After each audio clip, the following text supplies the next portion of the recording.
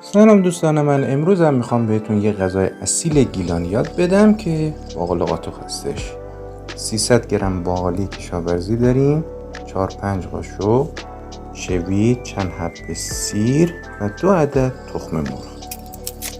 اول از همه سیراتون رو پوست بگیرید. 7 عدد 8 عدد سیر باشه برای این غذا کافی. به این صورت و بعد از اینکه لهشون کردین با چاقو یا ساتور ریز کنید.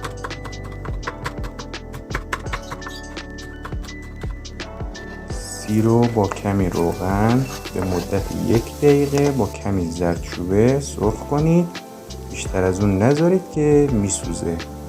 همین 1 دقیقه باشه کافیه.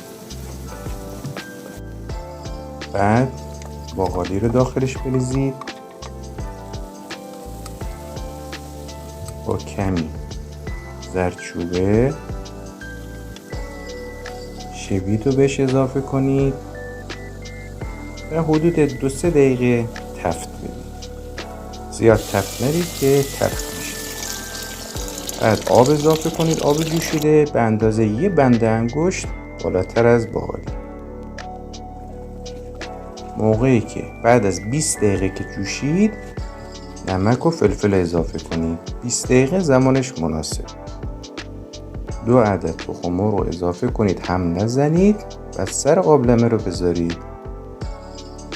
5 دقیقه بعد غذاتون آماده میشه. بفرمایید. باقالی‌قاتق اصیل گیلان با کمی ترش و ترشی، مای دودی یا مای شور هم اگه بود که عالی بود.